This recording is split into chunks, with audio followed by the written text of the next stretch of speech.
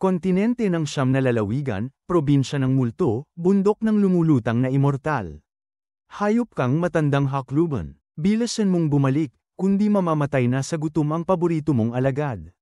Nakasandal si Chen Chang'an sa isang lumang estatwa, haplos-haplos ang kumikulam na sikmura, habang nakatanaw ng malayo sa madilim na kailaliman sa labas ng templo. 3 taon na ang nakalipas mula nang magbago siya mula sa isang simpleng nilalang sa mundo ng lupa tungo sa pagiging alagad ng sektang walang hanggan sa kontinente ng siyam na lalawigan. Ang tinutukoy niyang hakluban ay walang iba kundi ang koro ng obispo ng kanilang sekta, ang kanyang guro. Ngunit 1 buwan pa lang ang nakararaan, nilamon ng apoy ng digmaan ang buong sektang walang hanggan. At siya, bilang nagtataglay ng katawang walang hanggan, ang naging tampulan ng mga halimaw at demonyong sabik na makamtan ang kanyang laman. Nang malagay sa bingit ng kapahamakan, nagawang itakas ng kanyang guro si Chen Chang'an sa isang liblib na templong ito. Pagkapatong ng isang simpleng harang na mahiwaga, iniwan na lamang siya roon ng nagmamadali. Ngayon, matapos ang matagal na paghihintay, hindi na niya alam kung buhay pa ba ang matanda o tuluyan na itong sumakabilang buhay. Napabuntong hininga si Chen Chang'an. Kung wala lang sana akong katawang walang hanggan. May alamat na kumakalat sa buong kontinente, na ang nagtataglay ng katawang walang hanggan ay may laman na hindi nasesira, at sino mang kumain nito ay magiging immortal. Noong una niyang marinig ang alamat, muntik na siyang mabaliw sa takot. Para pala akong si Tang Sanzang sa Journey to the West. Ngunit sa kanya, ang katawang walang hanggan ay hindi isang biyaya kundi isang sumpa. Oo nga't may katawang walang hanggan ako. Pero hindi naman ako makapaglinang ng kapangyarihan. Ilang ulit na sinubukan ng matanda, ngunit wala talagang nangyari. 3 taon na akong nabubuhay dito sa siyam na lalawigan bilang isang karaniwang tao, isang hamak na insekto na kayang yapakin ni Newman. Dahil dito, nanatili siyang nakakulong sa loob ng templo nitong nakaraang buwan. Takot na magpakita sa labas. Buti na lang may inilagay na harang si matanda. Kung sakaling mamatay ang guro, saka lamang makapapasok ang mga demonyo, halimaw, at nilalang ng kasamaan. Umihip ang malamig na hangin sa sirang templo, ikinapanginginig niya habang pilit niyang hinahapit ang lumang damit upang makadama ng init. Isa na namang araw ng pagdurusa ang nagwawakas. Sana bukas ay makita ko na siguro. Napabuntong hininga siya, idinantay ang katawan sa estatwa, at ipinikit ang mga mata upang matulog. Ngunit bigla niyang naramdaman ang nakapangingilabot na lamig sa kanyang likuran. Parang nanigas ang dugo sa kanyang mga ugat. Lahat ng antok ay nawala. Paglingon niya, may nakita siyang puting aninong hindi naroon kanina, sa dulo ng templo. Isang babae, nakaputi mula ulo hanggang paa, nakalutang ng ilang pulgada sa lupa. Ang kanyang buhok ay waring sumasayaw sa hangin, at ang mga matang lalong nakakatindig balahibo ay naglalagablab ng pulang liwanag mula sa mga hukay ng mata. Namumutla ang kanyang mukha, halos kulay abo, na lalong nagbigay ng nakakatakot na anyo. Sa likod ng mahahabang hibla ng buhok, ang kanyang mga mata ay tila tumatagos sa kaluluwa. Bigla iyong lumaki, lampas sa normal na kayang gawin ng tao. Pabayaan mong kainin kita. Ang kanyang tinig ay malamlam, mahaba, at nakalulunod sa sindak. Nabitawan ni Chen Chang'an ang kanyang hininga, nanginginig sa takot, nababalutan ng malamig na pawis. Bang! Halos sumabog ang kanyang dibdib sa lakas ng tibok ng puso. Demonyo ba ito? O isang multo? Paanong nakapasok siya kung may harang siguro? Nanigas ang katawan ni Chen Chang'an. Hindi siya makakilos, tila binabagsakan ng pader ang kanyang mga paa. Wala na akong ligtas. Kahit tumakbo pa ako, wala akong laban bilang isang mahina. Maging mabuting pagkain ka na lang. Hayaan mong sipsipin ko ang iyong kaluluwa at lamunin ang iyong laman. Dahan-daang bamuka ang bibig ng babae, lumilitaw ang matutulis at magagaspang na ngipin, habang palapit ng palapit sa kanya. Maputlang mapatla si Chen Chang'an, nanginginig, at halos mawala ng malay sa takot. Isa na lang ang laman ng kanyang isipan. Ganito na ba ang katapusan ko? At sa kanyang sukdulang pagkawalang pag-asa, isang malamig at walang damdaming tinig ang biglang umalingaw sa kanyang isipan. Nagulat si Chen Chang'an. Kasabay nito, isang kakaibang pakiramdam ang bumalat sa kanya. Nasa ilalim siya ng estatwa, at doon mismo saklaw ang sistemang yun. Para bang nakaugnay siya sa lahat ng bagay sa loob ng maliit na nasasakupan. Sa loob ng puok na yun, siya'y naging ganap, walang makakahadlang. Parang siya ang Diyos. Napaluha si Chen Chang'an. Alam ko na, hindi pwedeng tumawid ako sa mundong ito nang wala man lang cheat. At heto na nga, matapos ang 3 taon, dumating din ito, at hindi man lang nahuli sa oras. Palapit ng palapit ang nakapanghihilakbot na mga pangil ng multo. Sa kanyang malalim at hungkag na mga mata, hindi niya napansin ang biglang pagbabago kay Chen Chang'an. Ilang saglit na lang at sasakmali na sana ng multo ang kanyang mukha, ngunit pagtingala ni Chen Chang'an, wala na ang bakas ng sindak sa kanyang mga mata. Sa halip, may isang nakakalokong ngiti ang gumuhit sa kanyang labi. Parang biglang napako ang multo sa ere. Hindi siya makakilos, kahit isang hibla ng buhok. Anong nangyayari? Naguguluhan siyang napasigaw sa isipan. Gumalaw ka, tanga. Anong ginawa mo sa akin? Malamyos ngunit nakakasindak ang boses ng multo, nanginginig at puno ng galit. Ngunit sa paningin niya, si Chen Chang'an ay isang karaniwang tao lamang, walang kapangyarihan, walang espiritual na lakas, subalit tiyak siyang dahil sa kanya, hindi siya makakilos. Bahagyang ngumisi si Chen Chang'an. Grabe, ang galing nitong ganap na nasasakupan. Pinisil niya ang kanyang kanang kamao. Sige, subukan nga natin. Wala man siyang magawa, hindi pa rin nawala ang panghahamak sa tinig ng multo. Isang walang kwentang tao na tulad mo, wala kang magagawa laban sa akin. Titignan natin, malamig na sagot ni Chen Chang'an. Ginamit niya ang lahat ng kapiranggat na lakas sa kanyang katawan upang suntukin ang multo. Sa unang tingin, tila napakabagal at walang kwentang suntok lamang. Ngunit sa mismong sandaling tumama ang kamao niya, nagbago ang mukha ng multo. Ang lahat ng nadampian ng suntok ay agad na naglaho, pinawi sa mismong pag-iral. Napatitig si Chen Chang'an sa kanyang kamao, namamangha. Imposible, karaniwan lang ang itsura ng suntok, pero tinunaw nito ang multo sa loob ng ilang segundo. At sa himpapawid sa itaas ng templo, biglang lumitaw ang isang higanteng kamao, kasinlaki ng bundok, naglalabas ng kapangyarihang nagpayanig sa kalangitan. Umuga ang mga ulap, at sa lakas ng presyon, lahat ng nilalang ay nakaramdam ng matinding pangamba. Boom! Kasabay ng pagkulog, bamuka ang langit, at mula roon ay bumuhos ang liwanag na immortal. Binabalot ang kalangitan sa liwanag ng walang hanggang kapangyarihan. Mula rin sa puwang ay lumipad ang isang immortal na espada, humahati ng hangin habang nakatutok sa dambuhalang kamao. Ang isang hagupit ng espadang yun ay nagpakawala ng puwersang immortal na nagpagimbal sa libu-libong mga tagapagsanay sa loob ng libu-libong milya. Sa kabundukan ng 1,000, nang inig ang lahat ng halimaw at demonyo. Isa-isa silang lumuhad, damapa, at nagmakaawa ng awa. Sa sektang Siyam na Espada sa probinsya ng Serene. Isang lalaking nakadamit berde ang nakaupo sa pagninilay, nakalibot sa kanya ang makapal na espiritual na enerhiya.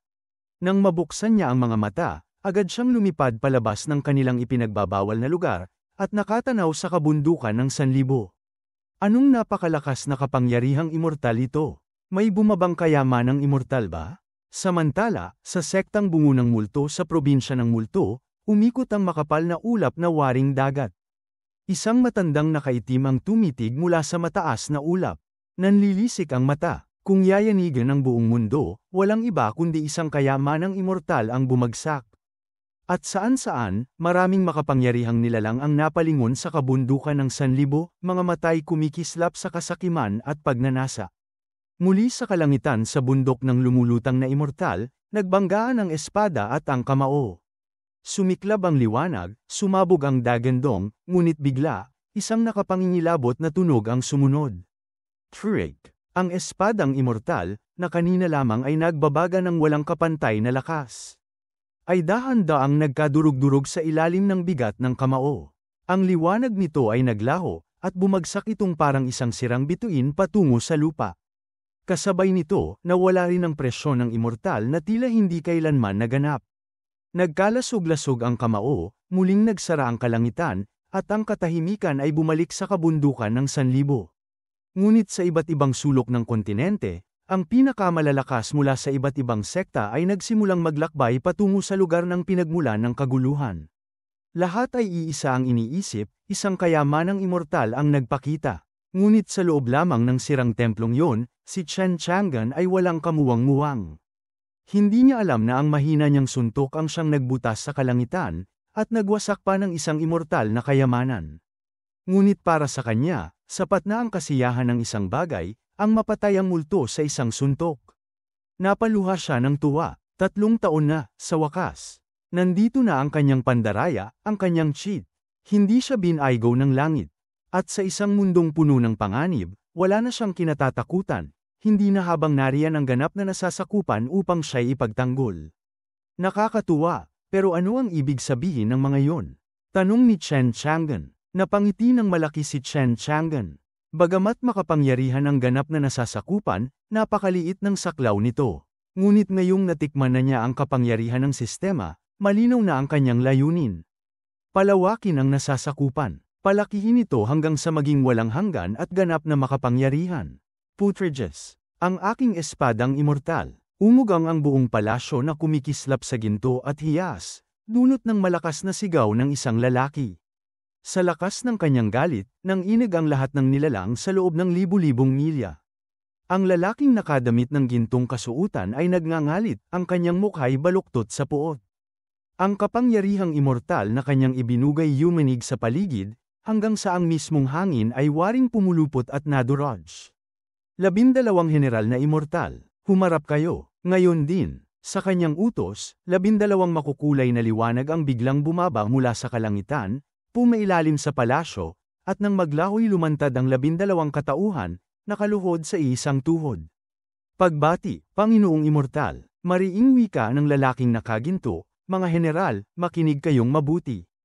Ang aking napakahalagang espadang immortal, na pinanday ko ng libu-libong taon, ay nahulog sa daigdig sa ibaba. Hanapin ninyo ito sa lahat ng paraan. At lipulin ang sinumang haarang sa inyo. Susunod po kami. Tugon ng 12 general, at muling naging makukulay na liwanag bago bumagsak patungo sa daigdig sa ibaba. Samantala, sa loob ng templong immortal, tinanong ni Chen Chang'an ang sistema kung may iba pa bang paraan upang makakuha ng puntos ng nasasakupan bukod sa pagpatay ng mga halimaw at multo. Walang gaanong kasagutan ang kanyang nakuha. Napakamot siya ng ulo. Sige na nga, hindi niya pinabayaan na masira ang kanyang magandang pakiramdam. Ang mahalaga, may isa na akong tiyak na paraan para makakuha ng puntos. At sa mundong ng halimaw at demonyo, hindi ako mauubusan ng pagkakataon. Lumingon siya sa paligid ng katahimikan ng templo. Pagkaraan ay naglinis siya ng lalamunan at sumigaw. Hoy, may mga multo pa ba rito?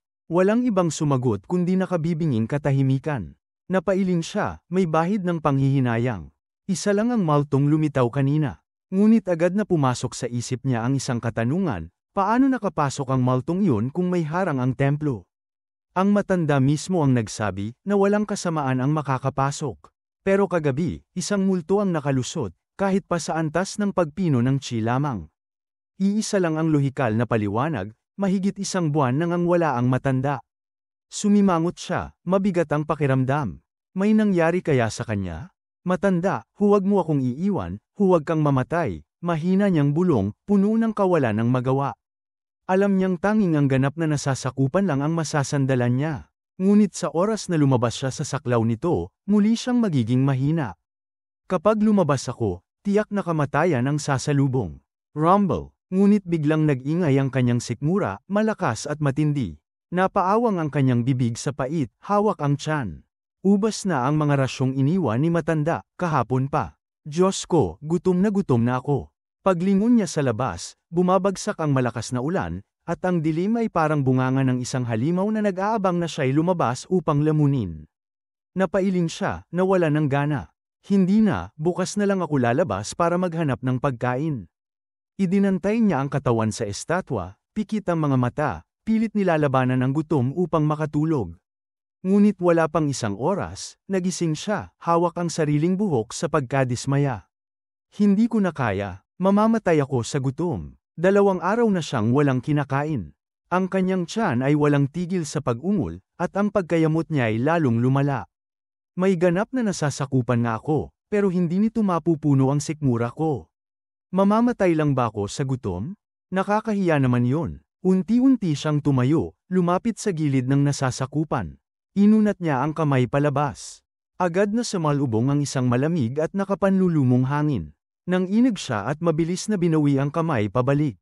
Sa loob ng nasasakupan, wala siyang nararamdaman kundi init at kapanatagan. Ngunit sa labas, isang hakbang lang ang pagitan, at naroon ang kasindak-sindak na lamig at panganib. Bakit napakalamig? Mayroon pa kayang ibang multo sa paligid ng templo? Kapag lumabas ako, tiyak na kamatayan. Kinagat niya ang kanyang mga ngipin, pilit na tiniis ang gutom. Lumabas ay kamatayan, manatili ay gutom, ngunit dahan-dahan. Mas mabuti na yon. Hindi ako aalis dito. Napaupo siya sa tabi ng estatwa, malungkot at halos mawalan ng pag-asa. Diyos ko, bigyan mo naman ako ng kaunting awa. Kahit multo, basta may dalang pagkain. Boom! Parang tugon sa kanyang panalangin, lalo pang lumakas ang kulog at bumuhos ang ulan. Nagpupuyos man sa gutom si Chen Chang'an, kalaunan ay nakatulog din. Niyakap ang sarili habang nanginginig. Sa kanyang panaginip, may nakangising kabaliwan sa kanyang bibig. Hot pot, steak, sabaw, inihaw, hihihi, akin ang lahat. Habang abala siya sa kanyang mga pangarap na pagkain, dalawang figura ang dahan-daang lumapit sa templo. Ang una ay isang lalaking nasa gitna ng edad, may peklat ng kutsilyo sa mukha, magaspang at mabangis ang dating. Sa kanyang likuran, may isang musmos na batang babae. Halos 12 anyos pa lamang ang bata, nakayapak, nakasuot ng damit na kulay ube, at may malalaking matang tila walang sigla. Malungkot ang kanyang anyo, napipilitan lamang sumunod sa lalaki. Pagsapit nila sa templo, agad na lumingon ang lalaking may peklat sa estatwa kung saan nakahandusay si Chen Chang'an. Hindi ko akalaing makakakita ako ng pulubi sa ganitong lugar, sa isang sirang templo sa bundok na ito. Nakatayo ang dalagita sa labas ng templo, nakatitig sa likuran ng lalaking may peklat. Ang kanyang malalaking matang sing-itim ng obsidian ay kumislot-kislot, bago siya dahan-daang lumihis na parang pasang palihim na nagtatago. Huminga ng malalim ang lalaking may peklat, at sumiklab ang kanyang espiritual na lakas. Isang daing ang pinakawalan ng dalagita, at ang kanyang marupok na katawan ay mabilis na tumilapon papasok sa templo, dumagundong sa sahig. Araay, ang sakit nun. Umayos ka, Ling Baor, huwag mong subukin ang pasensya ko. Wala akong alinlangang patayin ng anak ng pinuno ng sektang Siyam na Espada. Ngunit hindi nagpatinag ang dalagita. Sige, gawin mo. Kapag pinatay mo ako, tatadteran ka ng tatay ko gamit lang ang isang daliri. Nagngit-ngit ang lalaking may peklat, handa ng supulan ang kanyang bibig. Ngunit ang ingay ng kanilang pagtatalo ay umalingaw-ngaw, at nagpagising kay Chen Chang'an na agad na sumigaw. Ang hotpot ko, buwisit, sa mismong sandali na malapit na siyang mabusog sa kanyang panaginip. Bigla siyang napaalpas mula roon, pilit na Jin Aisang. Hindi niya inaasahan na may tao palang darating sa templo. At nang mapansin niya ang dalawang bisita, nanlaki ang kanyang mga mata. Ang lalaking may peklat ay may nakakatakot na aura, malamig ang titig na parabang karit ng kamatayan, dahilan upang mapa-atres si Chen Chang'an. Delikado to, tiyak na salbaha. Automatiko siyang tumakbo palayo, ngunit sa kalagitnaan ng kanyang pag-atres ay napahinto siya. Sandali lang, nasa loob ako ng absolute domain. Bakit pa ako matatakot kung sakop niya ako? Siguro hindi pa lang ako tuluyang gising. Iniling niya ang ulo at kumislap ang kanyang mga mata, nakatitig pabalik sa lalaking may peklat.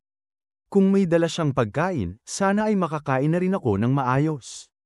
Hoy, peklat, sigaw niya. Ang templong ito ay teritoryo ko. Sino nagsabi sa'yo na pwede ka lang basta pumasok? At higit sa lahat, inagawan mo ako ng hotpot. Dapat may dala kang pagkain, kundi, lagot ka. Napakurap si Ling Baor, ang mga mata ay may habag. Ang pulubing ito, sira na yata ang ulo.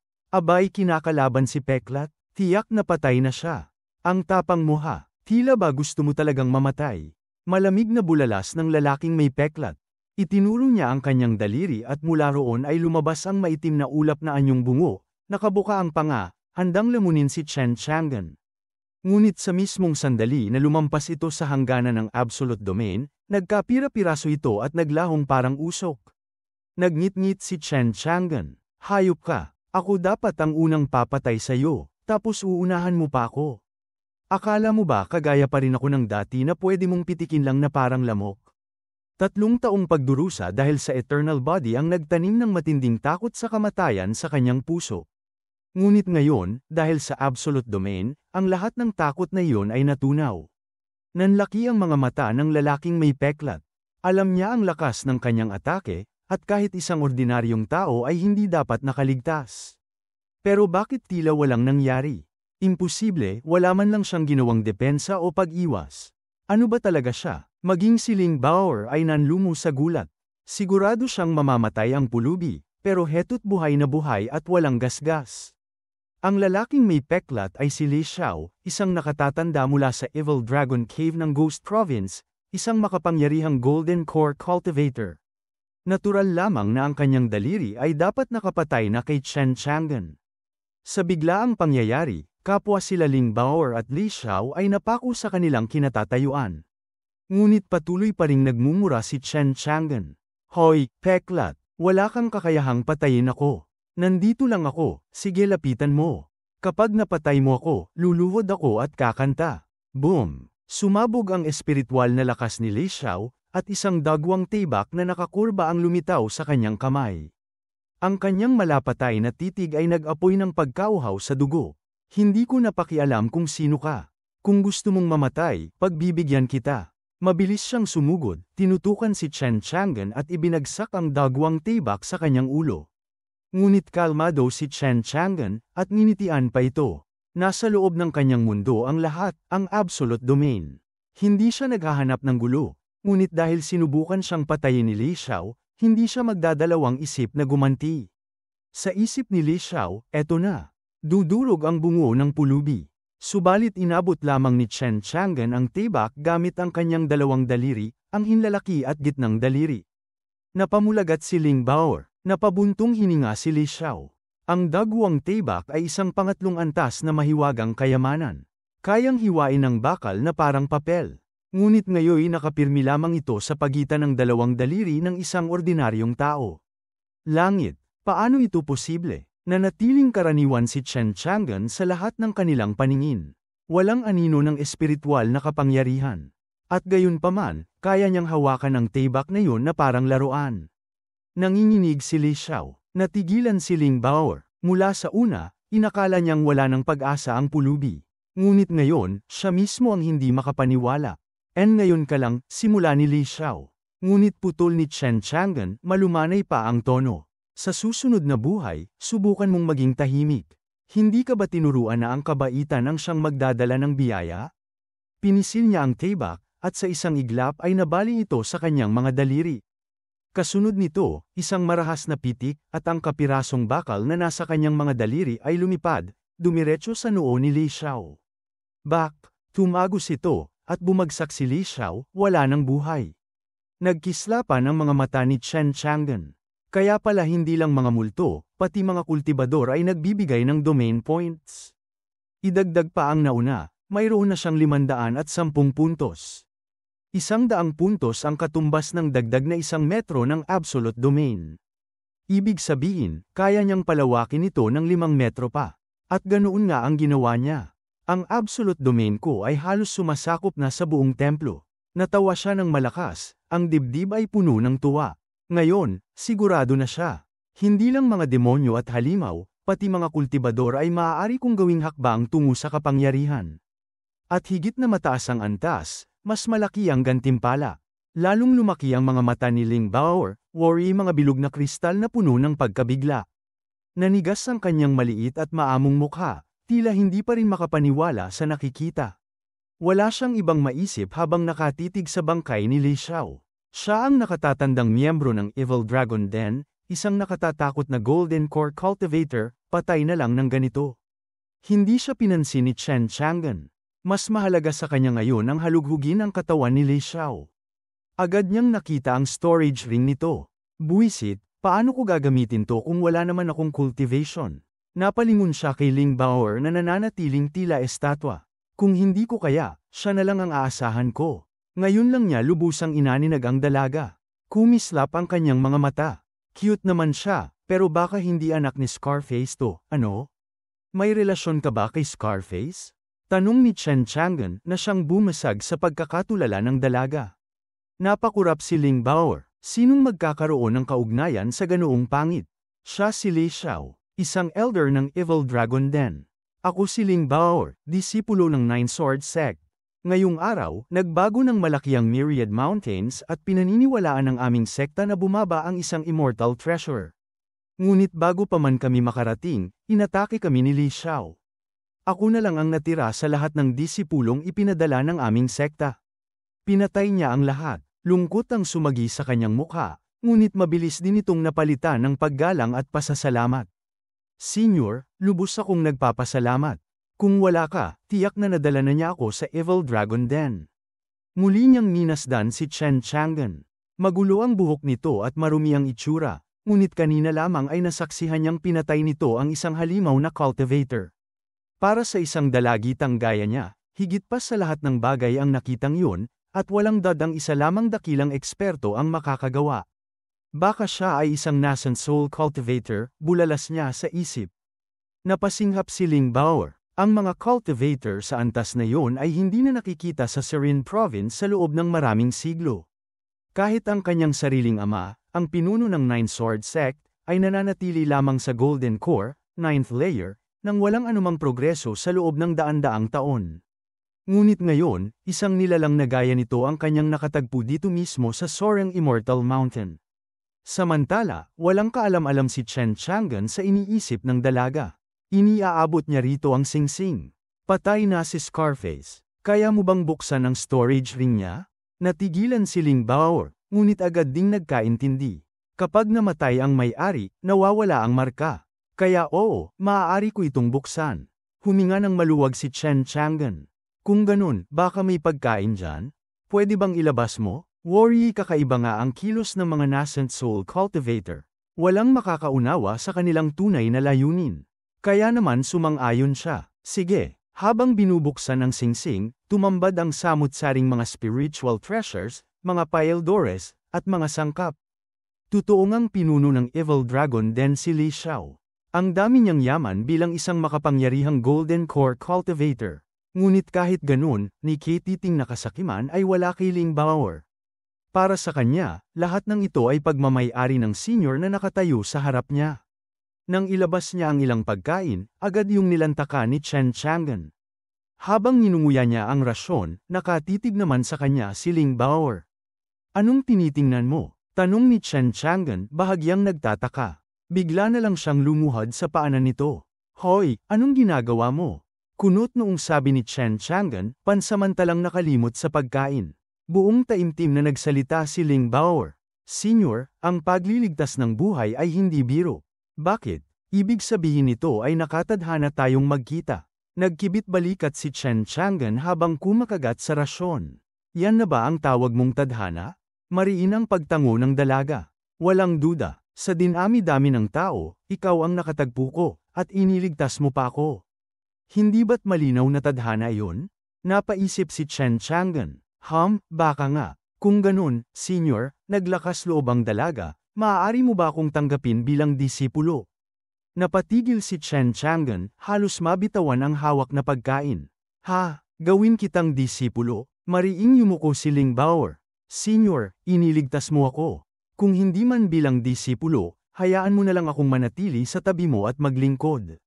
Taimtim ang kanyang pananalita. Alam ni Ling Bao'er na ang nascent soul cultivators ay bihirang-bihira sa 9 provinces. Ang maging alagad ng isa ay para bang nakahawak ng kayamanang walang kapantay. Hindi niya palalampasin ang pagkakataong ito.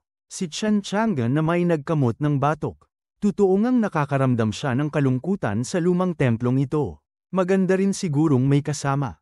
Lalo pa kung ganun kaganda't inosente ang dalaga.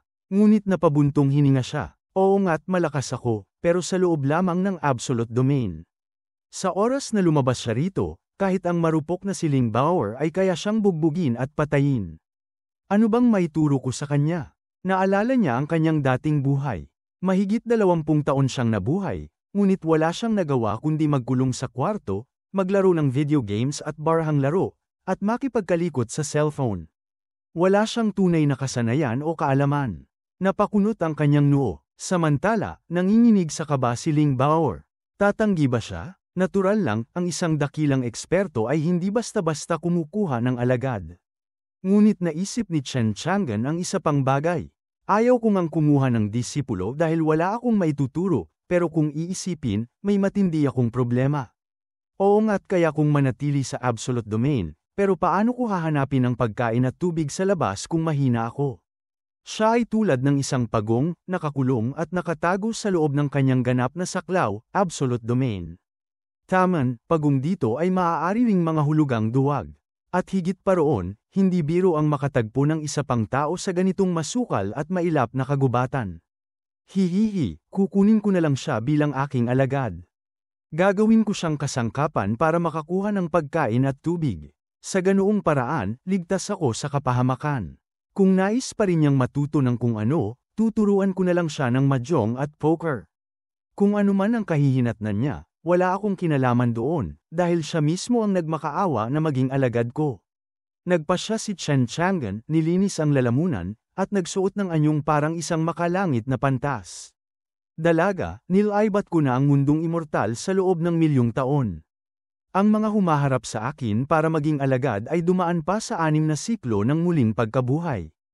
Ano ang mayroon ka para maging mas karapat-dapat kaysa kanila? Nang inig ang maliit na mukha ni Ling Bao'er, namula, at halos hindi makahinga. Milyong taon, 6 na beses muling isinilang. Gayunman, lubos siyang naakit sa gilas ng pagpapakitang gilas ng matanda, at buong-buo ang kanyang paniniwala. Ako'y isang hamak na kultibador lamang sa karagatan ng mga talento. Tama lamang na hindi ako nais tanggapin ng nakatatanda. Ako'y naging masyadong umaasa, ngunit bago pa tuluyang lamunin ng panghihina ang kanyang dibdib, muling nagsalita si Chen Chang'an. Subalit, muling kumislap ang kanyang mga mata sa pag-asa. Nakatatanda, ano po yun? Gaya ng sinabi mo, tayo ay pinagtagpo ng tadhana. Kaya't bibigyan kita ng pagkakataon. Tinatanggap kitang isang pansamantalang alagad. Kapag nalampasan mo ang mga pagsubok, baka maaari kitang gawing opisyal na disipulo. Ang kanyang tinig ay puno ng kunwaring bigat, waring pinipilit ang sarili upang magmukhang higit pa sa banal. Lubos na tinamaan si Ling Bao'er sa kanyang puso. Ako po, Bao'er, ay bumabati sa aking guro. At mula sa sandaling yun, kumbinsido na siya na sa ilalim ng pamamatnubay ng guro ay tiyak na tataas ang kanyang lakas ng lampas sa kanyang inaakala. Magaling, tumindig ka, malamig ang ekspresyon ni Chen Chang'an, ngunit sa kanyang kalooban ay tuwang-tuwa. Walang tatalo sa pakiramdam na may magandang alagad sa tabi mo. Ang mas higit pa rito, kung makukuha ko ang litrato niya at maipapakita sa mga kaibigan ko. Nagulat si Chen Chang'an, pati sa pagtanggap ng alagad may puntos. Mayroon na siyang kabuuang 110 domain points, sapat upang palawakin pa ang saklaw ng kanyang ganap na domain ng 1 metro. Hindi na siya nag-atubili at agad ginamit ang puntos. Ang ganap na saklaw ko'y lumalawak. Ang tuwa niya ay abot langit. Ang kanyang bagong pangarap, balang araw, sakupin ang ganap na domain ang buong mundo.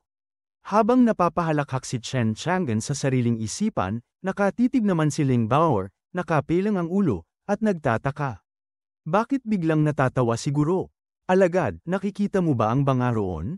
Tinuro niya ang lumang banga sa gilid. Dalhin mo yun sa labas.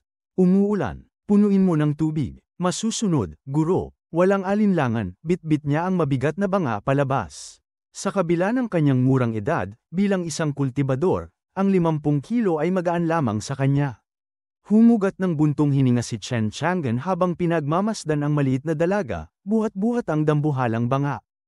Tunay nga, ang mga alagad ang pinakamahusay na kasangkapan. Sa loob ng 1 buwan na pananatili niya sa sirang templong ito, wala siyang nagawa kundi mabalat ng alingasaw ng sariling pawis. Sa wakas, makakapaliguan na ako kapag napuno ng tubig ang banga.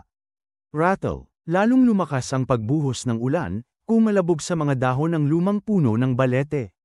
Habang umaawit si Ling Bao'er ng maikling himig, inilapag niya ang banga sa ulan at bumalik papasok. GRR, isang mababang ungol mula sa dilim. Kasunod ang isang mabangis na presensya. Napahinto si Ling Bao'er. Sa gilid ng kanyang paningin, lumitaw ang pares ng kumikislap na berde at mapanganib na mga mata.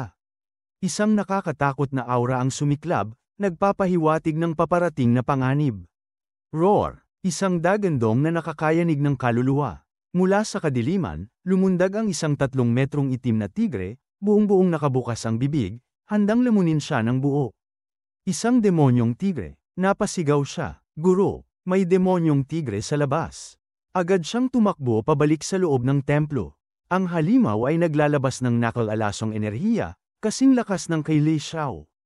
Isa itong kultibador sa antas ng Golden Core, habang siya naman ay nasa ika-6 na antas lamang ng Foundation Establishment. Wala siyang laban. Narinig din ni Chen Chang'an ang dagandong. Ngunit ni Katie Ting na takot ay wala sa kanya, hindi habang nasa loob siya ng kanyang ganap na saklaw. Alagad, lumapit ka sa akin. Sumunod si Ling Bao'er at mabilis na kumapit sa kanyang tabi. Ngunit pagkakalapit pa lang, naamoy niya ang matinding amoy na bumabalot sa katawan ng kanyang guro. Bagamat napatakip siya sa ilong, hindi niya ito inalintana. Ang mahalaga, nakikita niyang tila walang kapangyarihan ang kanyang guro. Paanong wala pa rin akong nararamdamang kahit kaunting espiritual na enerhiya? Para lamang siyang isang ordinaryong tao kung titingnan, kung hindi ko lang siya nakitang pumatay ng Golden Core na si Li Xiao kanina. At dahil dito, lalo niyang pinagtibay sa kanyang isip, siya ay isang dakilang pantas, isang nascent soul cultivator na nagtatago ng kanyang lakas. Napansin ni Chen Chang'an ang sulyap ng paghanga sa kanyang mga mata, ngunit pinanatili niyang seryoso ang kanyang mukha. Sa pagyakap sa mortal na katawan, masisilayan mo ang pinakadakilang dao mula sa pagbabago ng buhay at kamatayan. Nakikita mo ba ito ngayon, alagad? Lalong lumalim ang paggalang ni Ling Bao'er. Tunay siyang dalubhasa, nagsasalita ng mga misteryosong bagtong na lampas sa pangkaraniwan. Guro, ibubuhos ko ang lahat upang maunawaan ito. Tumango si Chen Chang'an, kunwaring banal at matimbang. Magaling. Isang nakapangingilabot na enerhiya ang bumalat sa templo nang bumasag ng yapak ang isang dambuhalang itim na tigre sa loob. Labis ang pagkagulat ni Ling Bao'er nang madiskubre niyang wala man lang bahid ng nakatatakot na aura ng tigre ang umabot sa kanya habang siya'y nasa tabi ng kanyang guro. Pusa, hindi ka ba lumalampas ng bakod? Malamig na wika ni Chen Chang'an sa demonyong tigre. Nagningges ang mabagsik na titig ng tigre kay Chen Chang'an at kay Ling Bao'er, puno ng kagustuhang umagos ang dugo. Ngayong gabi, nakita nito kung paanong bumagsak ang isang kayamanang immortal mula sa kalangitan. Mula sa kailaliman ng Myriad Mountains ay nagmamadali itong sumugod upang hanapin iyon.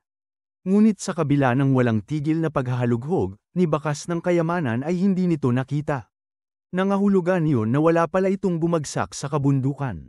Mapait ang laman ng pulubi, ngunit matamis at masarap ang karne ng isang kultibador. Ang tinig ng tigre ay gamulong na parang alon habang nagsalita sa wikang tao. Palapit ng palapit, malamig nang umisi si Chen Chang'an. Hamak na pasang gala, hindi mo ba nakikita ang isang nagtataglay ng katawang walang hanggan dito? Sa loob ng templo ay may 2 tao lamang, isang pulubi na walang bahid ng kultibasyon, isang kulisap lamang para sa halimaw, at isang babaeng kultibador na payak ang lakas. Isang hampas lamang ng kanyang kukoy sapat na upang durugin sila. Dinilaan ng tigre ang kanyang mga labi, sabik na matikman ang laman ng isang batang lalaki na nasa kainaitan ng sigla. Ngumisi si Chen Chang'an na walang bakas ng takot. Kung kusa kang nag-alay ng sarili, hindi ko tatanggihan ang libreng puntos para sa aking domain, pati na rin ang libreng handa. Isa pa, hindi pa siya nakakakain ng karne ng tigre. Nilingki niya ang kanyang labi at iniunat ang kanang kamay, iniwagaywayang hintuturo na parang nang-uuyam. Halika rito, sobrang laki mong pas ang gala. Roar! Bumulyaw ng nakabibinging alingaw-ngaw ang tigre. Isang bulok na pulubi ang may lakas ng loob na uminis sa akin. Patay ka na. Ngumiti lamang si Chen Chang'an, sapagkat nakamtan na niya ang kanyang nais. Bamuka ang pangil ng tigre at mabilis na sumalakay. Tumabon ang malaking anino nito kay Chen Chang'an at kay Ling Bao'er. Habang payapa ang mukha ni Chen Chang'an, nangingitim naman sa takot si Ling Bao'er, pilit na kinakalap ang kanyang espiritual na lakas upang lumaban. Ngunit sa mismong sandaling yun, pumasok ang tigre sa loob ng absolute domain. At sa unang pagkakataon sa kanyang buhay, nakadama ito ng kapangyarihang nakapagdudurog ng kaluluwa, parang pinatungan ng isang bundok ang kanyang gulugod. Sa harap ni Chen Chang'an, nagmistyala itong isang insekto. Isang pitik lamang ay sapat na upang madurog siya. Ang mabagsik na tigre ay halos mapaihi sa sindak at pagkahabag. Mas masahol pa, hindi siya makagalaw. Alagad, Guro. Mabilis na natauhan si Ling Bao'er mula sa pagkabigla. Hindi man lang niya nakita kung paano ito nangyari, basta na lamang natigilan ang tigre sa gitna ng ere. Ano ang nangyari? Bakit parang natulog na estatwa ang demonyong tigre? Ang nakapanghihilakbot na kapangyarihan ay damaloy ayon sa kalooban ni Chen Chang'an. Kaya't walang anuman ang nadama ng dalaga. Nakatindig si Chen Chang'an ng tuwid, nakalagay ang mga kamay sa likod, larawan ng kadakilaan. Patayin mo ang pasang yan. Tumango si Ling Bao'er, at sa kanyang dibdib ay umaapaw ang tuwa.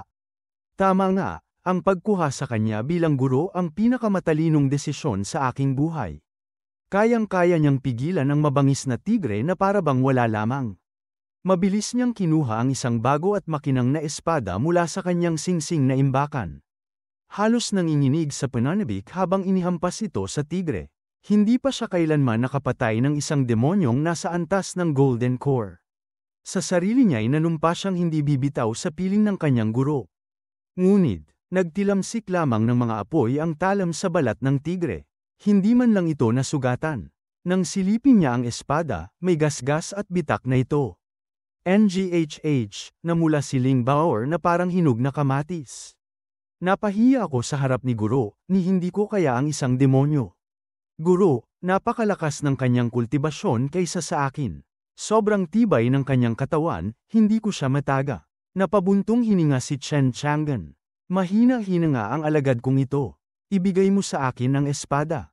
Mabilis niya itong inabot. Hindi pa rin makagalaw ang tigre, tanging sindak at kawalan ng pag-asa ang bumabalot sa kanya. Langit, sino ba talaga ang pulubing ito?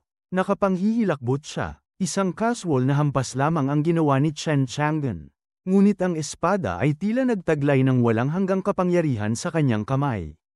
Ang huling naisip ng tigre, wakasan na, bago tuluyang magdilim ang lahat. Isang iglap lang, napilis sa dalawa ang dambuhalang katawan nito. Binalik ni Chen Chang'an ang espada kay Ling Bao'er na halos mabingi sa pagkabigla. Nakatingin siya mula sa espadang walang kakaibang bakas patungo sa bangkay ng tigre na naduraj sa isang hampas lamang. Isang demonyo sa antas ng Golden Core, napatay ng guro gamit ang isang hiwa lang. Pagod na inunat ni Chen Chang'an ang katawan at humikab. Alagad, marunong ka bang magkatay? Tumango si Ling Bao'er. Opo, guro, mabuti. Inaantok na ako. Ikaw na ang baalang mag-butcher ng katawan ng tigre, parang nagkakatay ka lang ng baboy. Nagniningning ang mga mata ni Ling Bao'er. Ang laman ng isang demonyong nasa antas ng Golden Core ay panang-pinong enerhiya, isang napakagandang toniko para sa mga kultibador. At lalo pa, ang demonyong ito ay nakalampas na sa kanyang ikatlong langit pagsubok. Kahit bilang anak ng pinuno ng Nine Sword Sect, minsan pa lamang niyang natikman ang ganoong klaseng karne sa buong buhay niya. Sapagkat ang mga demonyo sa antas ng Golden Core ay halos imposibleng mapatay. Oo, guro, at huwag mong kalilimutan ang ari ng tigre.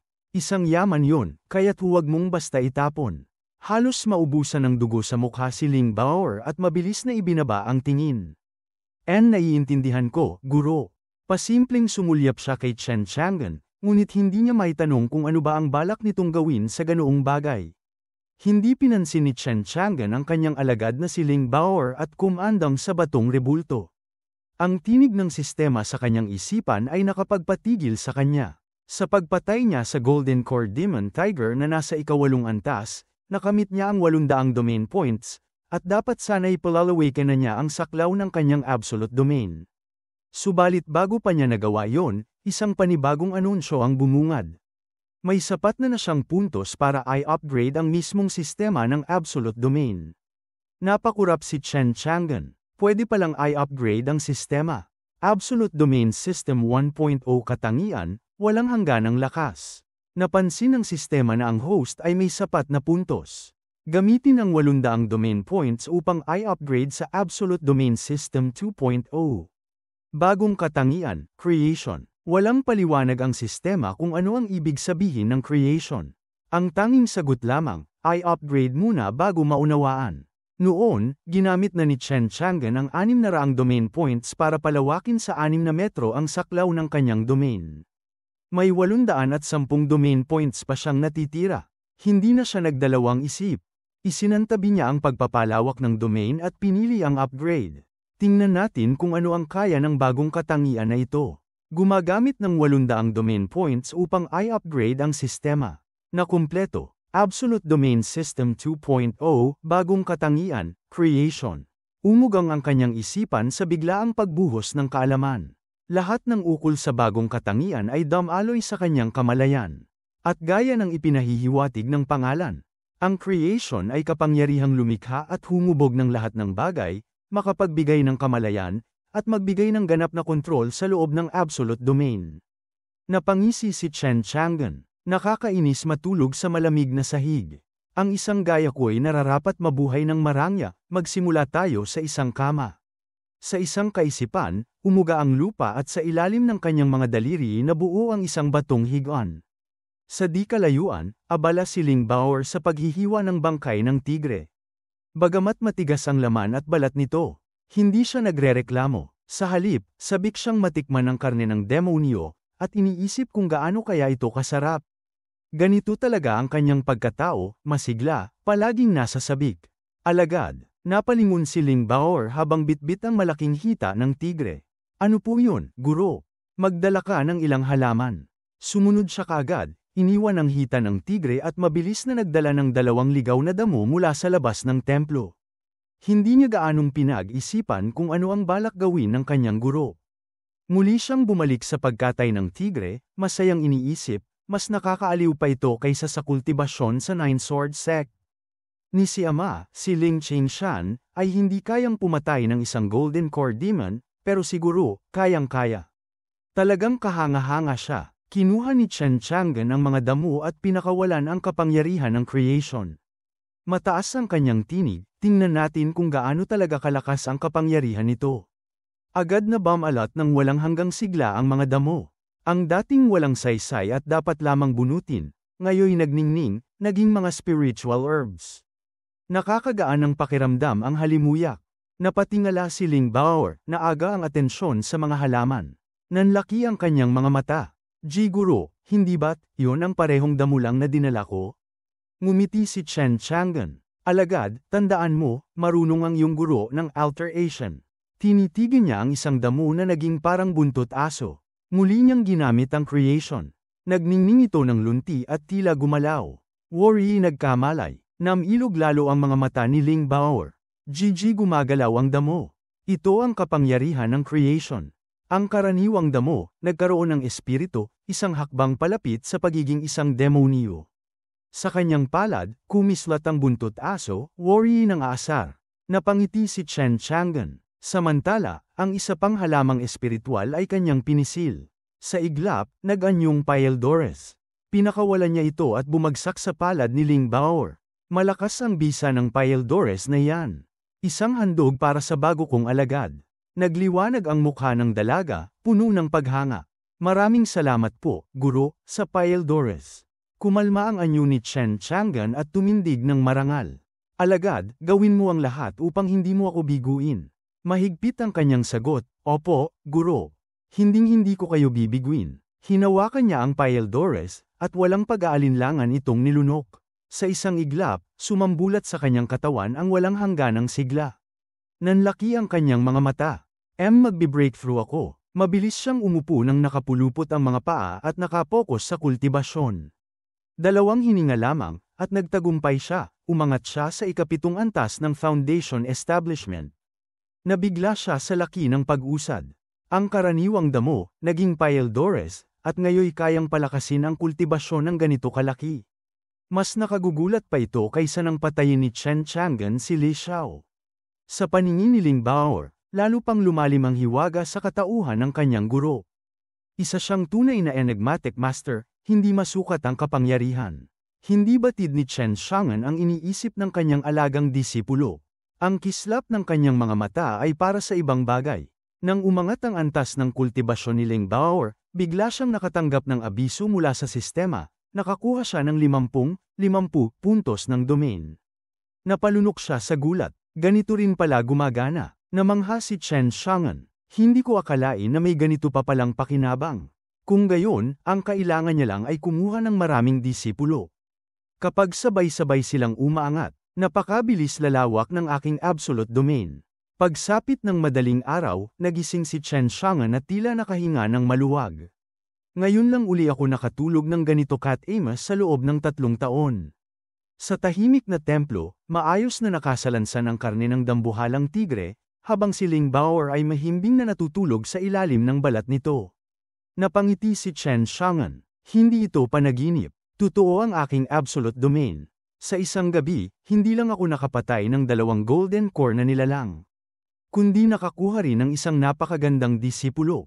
Sa kanyang tabi, dahan-daang umindayog ang foxtail na damo, ang dating ligaw na halamang kanyang binigyang buhay kagabi, na tinawag niyang Foxy. Nag-inat siya, bumangon mula sa kama, at hinayaan na lamang matulog pa si Ling Bao'er. Mula sa lawak na 2 metro, ngayon ay umabot na sa 6 na metro ang kanyang absolute domain. Dahil 5 metro lamang ang lapad ng templo, 3 metro pa ang umaabot palabas. Lumabas siya sa templo, tumayo sa hangganan ng kanyang domain, at minasdan ang paligid. Nakabibighani ang tanawin, walang hangganang kabundukan, lunti ang kagubatan na hindi pa naapakan ng tao, mga ibong lumilipad, at mga huni ng hayop. Isang umagang tila ipininta ng kalikasan mismo. Ngunit biglang, isang nakakasilaw na liwanag ang sumiklab mula sa silangan, bumulusok pababa, at bumagsak sa soaring Immortal Mountain. Kasabay ng dagandong, lumubog ang liwanag sa lupa, at iyon ay tumama hindi kalayuan kay Chen Xiang'an. Nanlaki ang kanyang mga mata. Napakabilis ng pangyayari, halos hindi siya nakapaghanda. Nagising si Ling Bao'er sa ingay. Pupungas-pangas siyang lumabas ng templo. Guro, ano yun? Itinuro ni Chen Xiang'an ang bahaging nagliliwanag pa sa lupa. Nang hamupa ang liwanag, lumitaw ang isang kupas na tansong espada. Parang espada lang na bumagsak mula sa langit. Nanlamig siya, halos mapatla ang mukha. Buti na lamang at nasa loob ako ng absolute domain. Kung ilang metro pa ang nilampas ko, tiyak na tinuhag ako ng espadang yun. Delikado talaga ang labas. Espada? Tuluyan ang gising si Ling Bao'er. Biglang lumaki ang kanyang mga mata. Guro, hindi ba't ito ang immortal na kayamanang bumagsak kagabi? Nagkibit balikat si Chen Xiang'an. Immortal na kayamanan? Ano ang ibig mong sabihin? Hindi alam ni Guro? Paliwanag. Tumango si Ling Bao'er at isinalaysay ang pangyayari kagabi, kung paanong isang nakapanghihilakbot na kamao ang bumiyak sa kalangitan at isang immortal na espada ang nahulog sa lupa. Napakunot ang noo ni Chen Xiang'an. Napakalaking pangyayari pala ang naganap kagabi sa loob ng Myriad Mountains, ngunit hindi ko man lang nasaksihan mula rito sa templo. Hindi niya alam na ang tinutukoy ni Ling Bao'er ay bunga ng kanyang malakas na suntok laban sa babaeng multo. Disciple, turo niya, tama ang sinabi mo. Kahit gaano pa kalakas ang isa, laging may mas mataas. Huwag kang magmayabang kailanman, matutong maging mapagpakumbaba. Alam niyang ligtas si Ling Bao'er habang nasa loob ng absolute domain. Ngunit kapag lumabas ito, sarili na nitong kakayahan ang susubok sa kanya. Opo, Guro, lagi kong tatandaan. Muli siyang tumingin sa kupas na espada. Ano bang klaseng immortal na kayamanan nito? Mukha lang itong kalaw-angin at wala man lang taglay na kapangyarihan. Lumapit si Ling Bao'er, lumabas ng absolute domain, at dinampot ang espada. Natarante si Chen Xiang'an. Bao'er, bumalik ka. Kung sakali at mapanganib ang espada, wala siyang magagawa para iligtas ito. Kagabi lang siya nagkaroon ng disipulo. Baka ngayon pa ito maaga sa kanya ng kamatayan. Ngunit wala namang nangyari. Tahimik lamang ang espada sa mga kamay ng dalaga. And nothing, napabuntong hininga siya sa ginhawa. Iwinagayway ni Ling Bao'er ang espada. Guro, parang hindi ito ang immortal na kayamanan. Napakasimple at walang kapangyarihang taglay. Patanjin. Inabot sa kanya ng dalaga ang kupas na tansong espada. Hindi gaanong nakaramdam si Ling Bao'er ng kakaiba, ngunit si Chen Xiang'an ay nakapansin ng banayad na enerhiya sa loob nito, napakaliit nga lang at kapag ginamit ay tiyak na mauupos ang espada. Guro, kumusta? Tanong ni Ling Bao'er. Pinakilos ni Chen Xiang'an ang kapangyarihan ng creation. Sa kanyang kamay, ang kupas na espada ay nagbagong anyo, naging bago, may kentab, at kumikislap. Namilog ang mga mata ni Ling Bao'er. Napakaganda, wala na itong bakas ng kalumaan. Ang tansong katawan nito'y kumikislap, may nakaukit na araw, buwan, at mga bituin sa isang panig, at mga kabundukan at ilog naman sa kabila. Ang mismong hawakan ay may nakaukit na mga titik, sacred immortal sword. Sa tulong ng creation, muling nabuo ang buong kapangyarihan ng espada. Ngunit para kay Chen Xiang'an, kasandali lang din itong wasakin na parang patpat. Sa kanyang paningin, isa lamang itong dekorasyon, at hindi siya nagbigay ng halaga rito. Kung ganyan lang pala ang tinatawag nilang immortal na kayamanan, nakakadismaya. Kung gusto mo, yun na. Walang pasubaling inihagis ni Chen Xiang'an ang Sacred Immortal Sword kay Ling Bao'er. Mahigpit niya itong niyakap, nag-uumapaw ang kagalakan. Guro, kayo talaga ang pinakamahusay. Maraming salamat. Hindi makapaniwala si Ling Bao'er habang hawak ang muling naibalik na banal na immortal na espada. Anong kahangahangang lakas? Paanong nasabi ni Master na karaniwan lang ito? Master, sigurado akong ito ang immortal na kayamanang nahulog kagabi. Umiling lamang si Chen Chang'an. Paano magiging immortal na kayamanan ng isang bagay na ganyan kaina? Natigilan si Ling Bao'er. Ramdam niya ang nangingibabaw na puwersa mula sa espada, ngunit ayon sa kanyang master, ito raw ay mahina. Ganito ba talaga ang tinatawag niyang mahina? Iwinasiwas siya ni Chen Chang'an. Nasa labas ang banga ng tubig. Ilagay mo roon ang espada, tapos maghanda ka ng almusal. Hindi na nag-isip pa si Ling Bao'er. Kung sinabi ni Master na hindi ito immortal na kayamanan, tiyak na ganoon nga. Kaya itinabi niya ang espada at nagtanong, Master, ano po ang nais niyong kainin sa almusal? Biglang kumislap ang mga mata ni Chen Chang'an. Gamitin mo ang laman ng demonyong tigre. Aistu mo ang isang hita, at huwag mong kalimutan ang pinakamahalagang bahagi, ang kanyang ari. Namula si Ling Bao'er at halos hindi makapagsalita. Master, isasama niyo pa ba yon? Siyempre, sagot ni Chen Chang'an na seryoso. Matagal na akong sobra sa trabaho. Kailangan kong ibalik ang aking lakas. Kasabay nito'y marahang pinalo niya sa ulo si Ling Bao'er, na agad na pangiwi. Aray, Master, bakit niyo po ako pinalo? Tumigil ka sa kakaisip ng kung ano-ano. Ihanda mo na ang almusal. Opo, agad siyang kumari pa papasok sa templo. Umiling si Chen Chang'an, hindi makaintindi sa pag-iisip ng kanyang alagad. 10 taong gulang pa lang ito, payat at wala pang hubog ang katawan.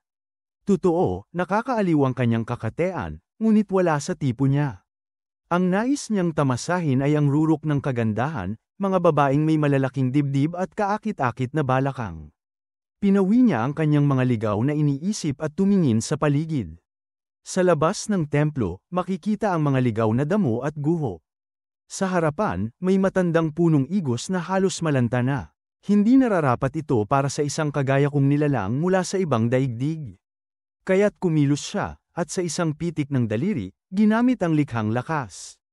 Biglang nagliwanag ang paligid. Ang mga ligaw na damo ay nagbagong anyo, naging mga halamang may espiritu. Ang paligid ng templo ay tila naging banal na paraiso. Lumapit siya sa punong igos na malapit ng mamatay, sapagkat sakop ito ng kanyang nasasakupan. Ipinatong niya ang kamay sa puno, at bigla itong napuno ng buhay. Ang mga dahon ay kumaluskos, namukadkad ang mga bulaklak, at kumalat ang banayad na halimuyak sa buong templo. Ngumiti si Chen Chang'an. Ayan, mas bagay na para sa isang nilalang na gaya ko. Si Ling Bao'er, na noon ay binubuhat ang banga ng tubig, ay natigilan sa kanyang nakita. Nanlaki ang mga mata at napatigil na tila estatwa. Hindi ba't sandali lang akong pumasok? Paanong biglang nagbago ng ganito ang labas? Sa paanan ng bundok soaring immortal, isang maitim na hangin ang bumalat. Nang kumalat ito, isang pangkat ng mga taong nakasuot ng itim at may nakakatakot na maskara ang lumitaw. Ang kanilang pinuno, na may gintong maskara, ay tumingin pa itaas, ang mga mata ay puno ng kalupitan. Ang liwanag na iyon ang tanda ng immortal na kayamanang bumagsak. Hindi natin ito dapat palampasin. Itinaas niya ang kamay, hudyat para umakyat ng bundok ang kanyang mga tauhan. Ngunit bago pa sila makalayo, whoosh! 3 sinag ng liwanag ang dumaan sa kalangitan. Paglipas nito, 3 malalaking lalaki na puro pilat ng tibak ang lumitaw, at sila rin ay papunta sa bundok. Ang kanilang pinuno ay naglabas ng nakakakilabot na espiritual na puwersa, ang kanyang antas ay 9 na suso ng Golden Core. Siya si Li Batian, pinuno ng Evil Dragon Den, kasama ang 2 niyang matatapang na nakatatanda, kapwa malalakas na Golden Core experts. Napatingin si Li Batian sa kabilang grupo at kumislap ang kanyang mga mata. Kung hindi ako nagkakamali, ikaw ang pinuno ng Ghost Skull Sect, si Qiu Chentu. Umiling si Qiu Chentu at ngumisi mula sa likod ng kanyang gintong maskara. Evil Dragon Den's Li Batian. Mukhang dumating ka rin para sa immortal na kayamanang bumagsak kagabi. Siyempre, sagot ni Lee Bat Ian. At hindi ba't pareho lang tayo ng pakay? Kung gayon, ani Qiu Chento, hindi rin magtatagal at darating ang Nine Sword Sect. Umiling si Lee Bat Ian, tumawa ng malakas.